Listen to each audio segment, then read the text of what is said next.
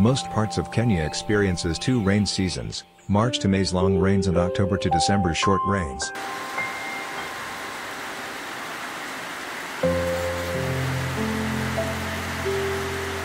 Bee farming have also received modern apiary and modern beehives.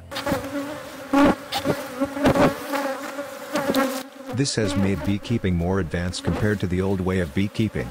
Today we are doing our bee management in the apiary while it's raining. Note that if you don't manage well your hives, some bees will be absconding due to the attack bee waxmoth. In this section we will show you how the waxmoth has destroyed 3 hives after taking long to check the hive. Welcome viewers to Miller's Bee Nexus and Envision Kenya. Don't forget to subscribe, comment and share. Remember to do weekly hive inspection for your bees to do well. A standard beehive consists of a series of stacked boxes, some of which are intended to hold honey for collection, others that contain the brood colony.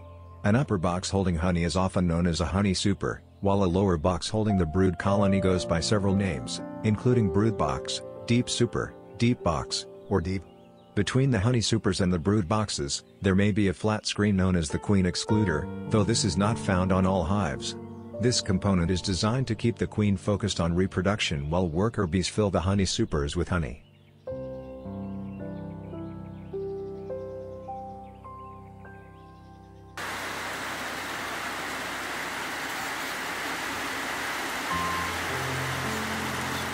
This is a trench we have built around the apiary and it's full of water. Ensure there are plenty of floaters that the bees can stand upon safely and drink, without the risk of falling into the water and drowning. This water will also protect the bees from ants and any other insects that might harm the bees.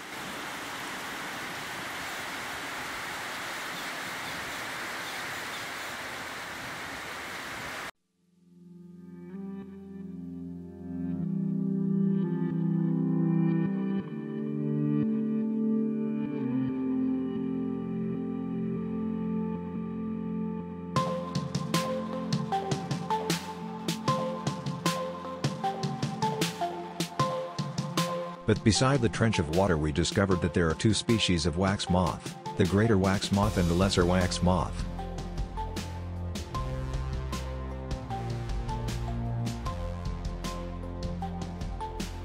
Both species eat beeswax, particularly unprocessed wax, pollen, remains of larval honeybees, honeybee cocoon silk and enclosed honeybee feces found on walls or brood cells.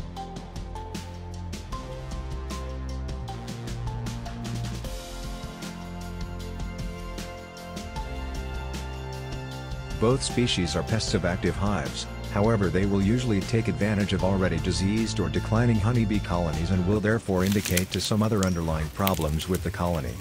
Both greater and lesser wax moth will more commonly cause damage to unattended combs in storage, especially in areas that are dark, warm and poorly ventilated.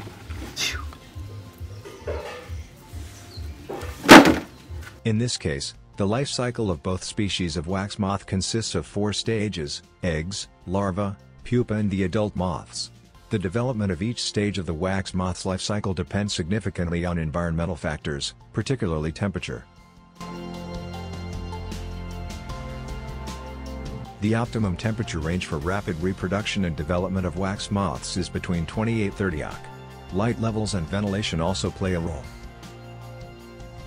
A female wax moth starts laying eggs immediately after mating and continues for approximately 5 days. The number of eggs that are produced by the female wax moth depends on temperature, but can typically range from 300 to 600 eggs. The female lays the eggs in batches, in dark out-of-the-way places. It takes between 3 to 5 days for the eggs to hatch when the temperature is between 29 to 35 degrees centigrade, and up to 35 days at 18 degrees centigrade. The pupal stage involves the transformation of the juvenile larvae to the adult wax moth. The newly formed pupa inside the cocoon is initially white to yellow and transitions to be dark brown at the end of pupation. A pupa can develop and hatch within 3 to 8 days in warm conditions, extending to 2 months in cooler climates. Once you come across the combs destroyed by the wax moth, just burn them off. This will prevent the eggs from hatching.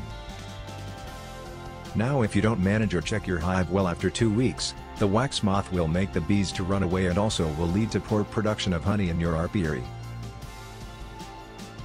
Thanks for watching Envision Kenya. Keep subscribing for more tutorials on beekeeping. Thanks all.